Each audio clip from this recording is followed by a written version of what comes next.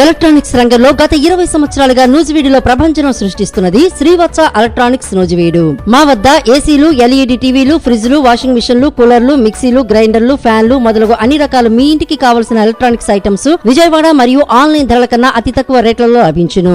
Airtel, DTH, Airtel, Jio, air fibre net authorised dealer. అన్ని కంపెనీల టీవీలకు, ఏసీలకు రిమోట్లు లభించును. సులభ వాయిదాల పద్ధతిలో ఈఎంఐ సౌకర్యం కలదు. విచ్చేయండి శ్రీవత్స ఎలక్ట్రానిక్స్, పొట్టి శ్రీరాములు బొమ్మ సెంటర్, మెయిన్ రోడ్, నూజివీడు.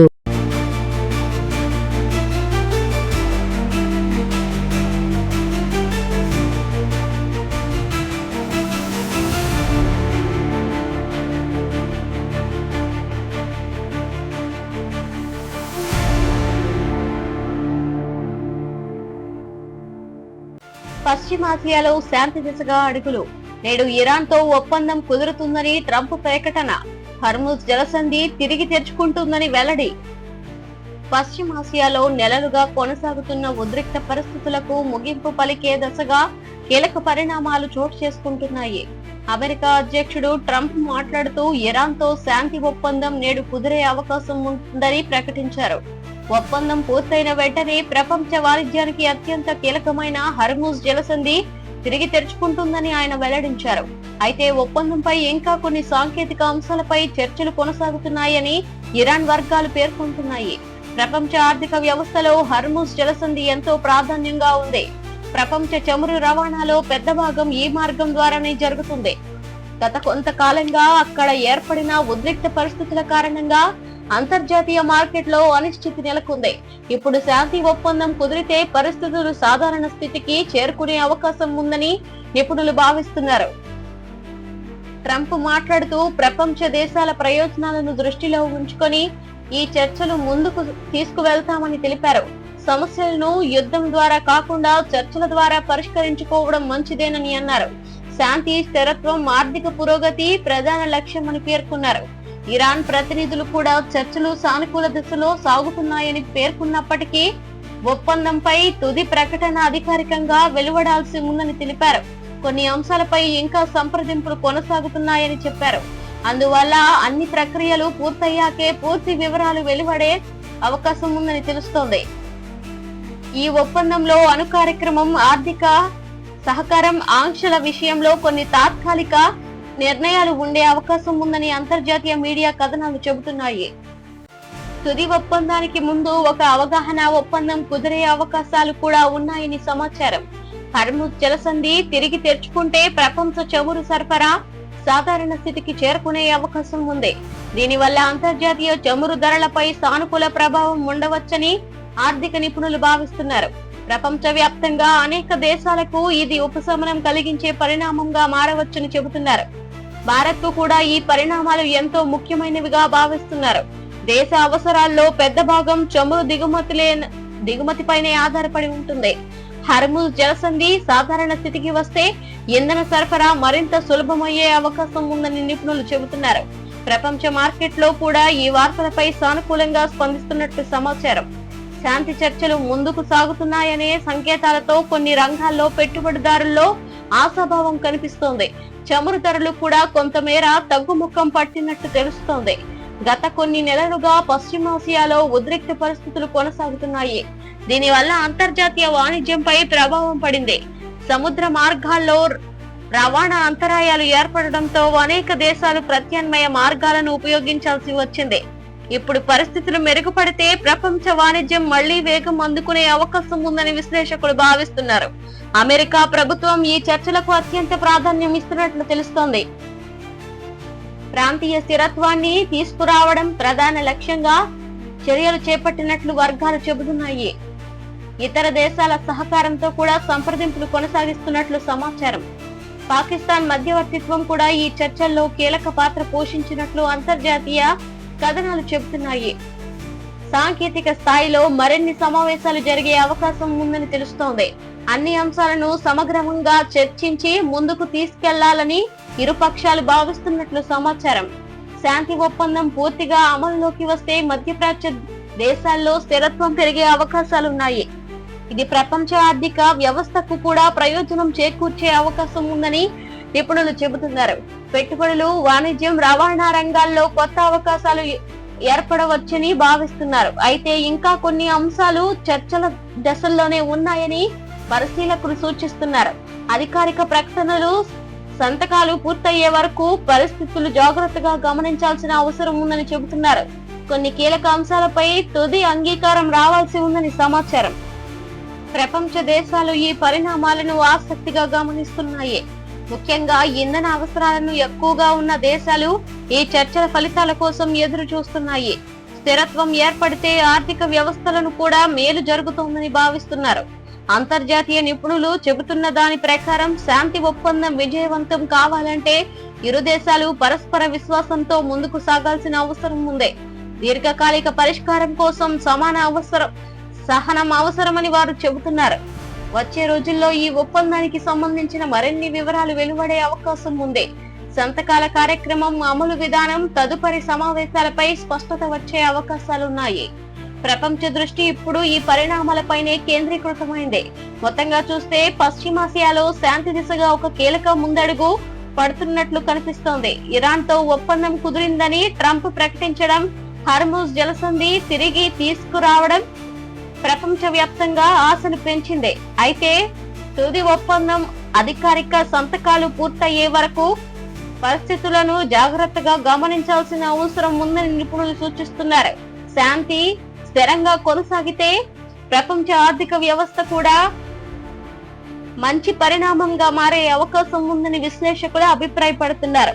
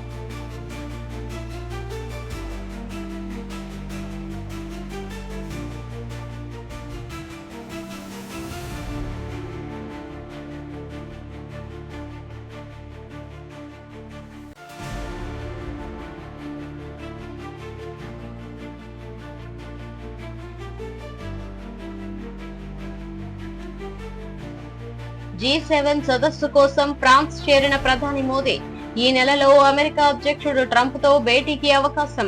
ద్వైపాక్షిక అంశాలపై కీలక చర్చలు జరిగే సూచనలు. వాణిజ్యం, రక్షణ, సాంకేతిక రంగాలపై ప్రధాన దృష్టి. G7 సదస్సులో పాల్గొనేందుకు భారత ప్రధానమంత్రి నరేంద్ర మోదీ ఫ్రాన్స్ చేరుకున్నారు. ప్రపంచ ఆర్థిక వ్యవస్థ, అంతర్జాతీయ భద్రత, సాంకేతిక అభివృద్ధి, వాతావరణ మార్పులు, ఇంధన భద్రత వంటి కీలక అంశాలపై జరిగే సదస్సుపై ప్రపంచ దేశాల దృష్టి కేంద్రీకృతమైంది. ఈ సందర్భంగా అమెరికా అధ్యక్షుడు ట్రంప్ తో కూడా ప్రధాని మోదీ సమావేశమయ్యే అవకాశం ఉందని అంతర్జాతీయ వర్గాలు చెబుతున్నాయి. ఈ భేటీలో భారత్, అమెరికా మధ్య ద్వైపాక్షిక సంబంధాలకు సంబంధించిన అనేక కీలక అంశాలపై చర్చ జరిగే అవకాశాలు కనిపిస్తున్నాయి. G7 సదస్సు ప్రపంచంలోని ప్రముఖ ఆర్థిక శక్తుల మధ్య సమన్వయానికి ఒక ముఖ్యమైన వేదికగా పరిగణించబడుతుంది. ఈ సదస్సులో సభ దేశాలతో పాటు ఆహ్వానిత దేశాల నాయకులు కూడా పాల్గొంటారు. ప్రపంచ ఆర్థిక పరిస్థితులు, అంతర్జాతీయ సవాళ్లు, భద్రతా అంశాలు, సరఫరా వ్యవస్థల బలోపేతం వంటి విషయాలపై విస్తృత చర్చలు జరుగుతాయి. భారత్ ప్రపంచ ఆర్థిక వ్యవస్థలో వేగంగా ఎదుగుతున్న దేశంలో గుర్తింపు పొందింది. ఈ నేపథ్యంలో G7 సదస్సులో భారత్ పాత్ర మరింత ప్రాధాన్యం సంతరించుకుంది. అభివృద్ధి చెందుతున్న దేశాల అవసరాలను ప్రపంచ వేదికపై వినిపించడంలో భారత్ కీలక పాత్ర పోషిస్తుందని విశ్లేషకులు చెబుతున్నారు. ప్రధాని మోదీ ఈ సదస్సులో పలు దేశాధినేతలతో సమావేశాలు నిర్వహించే అవకాశం ఉంది. ప్రపంచ ఆర్థిక పరిస్థితులు, పెట్టుబడులు, వాణిజ్య సహకారం, సాంకేతిక భాగస్వామ్యం వంటి అంశాలపై చర్చించనున్నట్లు తెలుస్తోంది. అంతర్జాతీయ సహకారాన్ని మరింత బలోపేతం చేయడంపై భారత్ ప్రత్యేక దృష్టి సాధించింది. అమెరికా అధ్యక్షుడు ట్రంప్ తో జరిగే అవకాశం ఉన్న భేటీపై కూడా ఆసక్తి నెలకొంది. భారత్, అమెరికా మధ్య గత కొన్నేళ్లుగా వ్యూహాత్మక భాగస్వామ్యం మరింత బలపడుతుంది. రక్షణ, వాణిజ్యం, సాంకేతిక రంగాలు, విద్య, ఆరోగ్యం వంటి అనేక రంగాల్లో రెండు దేశాలు కలిసి పనిచేస్తున్నాయి. ద్వైపాక్షిక చర్చల్లో వాణిజ్య అంశాలు ప్రధానంగా ఉండే అవకాశం ఉందని తెలుస్తోంది. ఇరు దేశాల మధ్య వాస్తు మార్పిడి, పెట్టుబడులు, తయారీ రంగ సహకారం, డిజిటల్ సేవల విస్తరణ వంటి అంశాలపై చర్చ జరిగే అవకాశం ఉందని అధికారులు భావిస్తున్నారు. రక్షణ రంగంలో కూడా భారత్, అమెరికా మధ్య సహకారం పెరుగుతోంది. ఆధునిక సాంకేతిక పరిజ్ఞానం, శిక్షణ కార్యక్రమాలు, భద్రతా సహకారం వంటి అంశాలపై ఇప్పటికే అనేక కార్యక్రమాలు కొనసాగుతున్నాయి. భవిష్యత్తులో ఈ సహకారాన్ని మరింత విస్తరించడంపై చర్చలు జరగవచ్చని సమాచారం. సాంకేతిక రంగంలో భారత్ వేగంగా ముందుకు సాగుతోంది. కృత్రిమ మేధస్సు, సెమీకండక్టర్లు, డిజిటల్ మౌలిక వసతులు, సైబర్ భద్రత వంటి అంశాల్లో అంతర్జాతీయ భాగస్వామ్యాన్ని బలోపేతం చేయాలని భారత్ లక్ష్యంగా పెట్టుకుంది. ఈ అంశాలు కూడా చర్చల్లో ప్రాధాన్యం పొందే అవకాశం ఉంది. ఇంధన భద్రత కూడా ప్రపంచ దేశాలకు ప్రధాన అంశంగా మారింది. పరిశుభ్రమైన ఇంధనం, పునరుత్పాదక విద్యుత్ ఉత్పత్తి, సౌరశక్తి వినియోగం వంటి అంశాల్లో భారత్ ఇప్పటికే అనేక కార్యక్రమాలు అమలు చేస్తుంది. ఈ అనుభవాలను ఇతర దేశాలతో పంచుకునే అవకాశం ఉంది. వాతావరణ మార్పుల ప్రభావంపై కూడా సదస్సులో ప్రత్యేక చర్చలు జరుగుతున్నాయి. ప్రపంచ ఉష్ణోగ్రతల పెరుగుదల, సహజ విపత్తులు, నీటి వనరుల సంరక్షణ వంటి అంశాలపై ఉమ్మడి కార్యాచరణ అవసరమని నిపుణులు సూచిస్తున్నారు. భారత్ కూడా ఈ అంశాలపై తన అభిప్రాయాలను వెల్లడించనుంది. ఆహార భద్రత ప్రపంచ వ్యాప్తంగా మరో కీలక అంశంగా మారింది. వ్యవసాయ రంగంలో ఆధునిక సాంకేతిక వినియోగం, ఆహార నిల్వలు, సరఫరా వ్యవస్థల మెరుగుదల వంటి అంశాలపై చర్చ జరిగే అవకాశం ఉంది.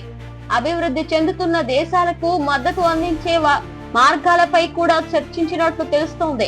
భారత్ ప్రస్తుతం ప్రపంచ వేదికలపై తన ప్రభావాన్ని చూపుకుంటుంది. అనేక అంతర్జాతీయ సమావేశాల్లో చురుకుగా పాల్గొంటూ ప్రపంచ సమస్యలను పరిష్కారానికి సహకరిస్తుంది. ఈ సదస్సు కూడా భారత్ కు తన అభిప్రాయాలను ప్రపంచ దేశాలకు తెలియజేసే అవకాశం కల్పిస్తోంది.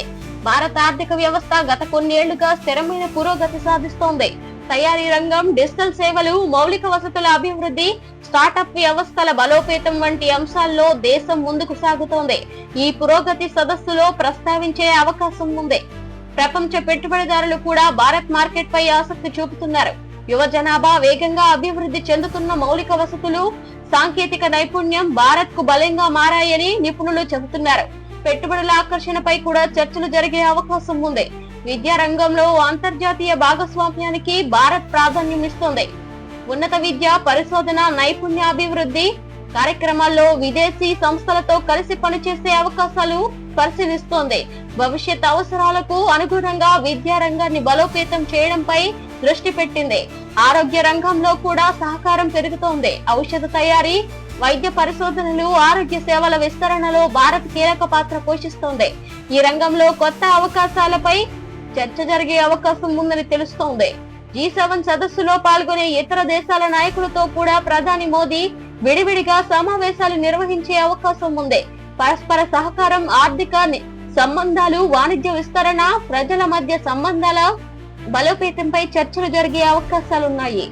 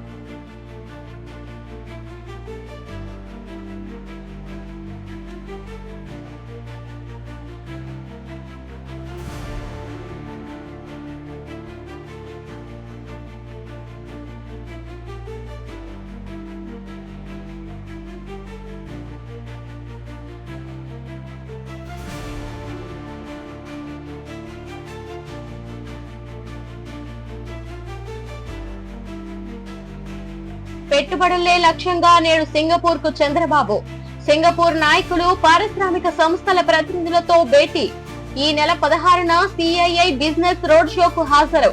ఆంధ్రప్రదేశ్ కు కొత్త పెట్టుబడుల సాధనపై ప్రత్యేక దృష్టి. ఆంధ్రప్రదేశ్ కు మరిన్ని పెట్టుబడులను తీసుకురావాలనే లక్ష్యంతో ముఖ్యమంత్రి చంద్రబాబు నేడు సింగపూర్ పర్యటనకు బయలుదేరారు. ఈ పర్యటనలో సింగపూర్ ప్రభుత్వ ప్రతినిధులు, ప్రముఖ పారిశ్రామిక సంస్థల ప్రతినిధులు, అంతర్జాతీయ వ్యాపారవేత్తలతో సమావేశాలు నిర్వహించనున్నారు. అలాగే ఈ నెల 16వ తేదీన జరగనున్న సిఐఐ బిజినెస్ రోడ్ షోలో కూడా పాల్గొననున్నారు. రాష్ట్ర అభివృద్ధికి పెట్టుబడులు అత్యంత కీలకమనే భావనతో ఈ పర్యటనకు ప్రభుత్వం ప్రత్యేక ప్రాధాన్యం ఇచ్చింది. ఆంధ్రప్రదేశ్ ను పెట్టుబడులకు అనుగుణమైన రాష్ట్రంగా తీర్చిదిద్దడమే ప్రభుత్వ ప్రధాన లక్ష్యంగా ఉందని అధికారులు చెబుతున్నారు. గత కొంతకాలంగా దేశీయ, విదేశీయ పెట్టుబడిదారులతో ప్రభుత్వం నిరంతరం చర్చలు జరుపుతోంది. ఈ క్రమంలో సింగపూర్ పర్యటన కూడా ఒక ముఖ్యమైన అడుగుగా భావిస్తున్నారు. సింగపూర్ ప్రపంచంలో ప్రముఖ ఆర్థిక కేంద్రాలలో ఒకటిగా గుర్తింపు పొందింది. అక్కడి సంస్థలు, మౌలిక వసతులు, నగరాభివృద్ధి, సాంకేతిక రంగం, డిజిటల్ సేవలు, రవాణా వ్యవస్థల్లో విశేష అనుభవం కలిగి ఉంది. ఈ అనుభవాన్ని ఆంధ్రప్రదేశ్ అభివృద్ధికి వినియోగించుకోవాలని రాష్ట్ర ప్రభుత్వం లక్ష్యంగా పెట్టుకుంది.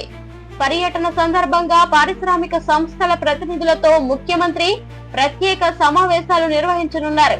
రాష్ట్రంలో ఉన్న అవకాశాలను వారికి వివరించి పెట్టుబడులు పెట్టేలా ఆహ్వానించనున్నట్లు తెలుస్తోంది.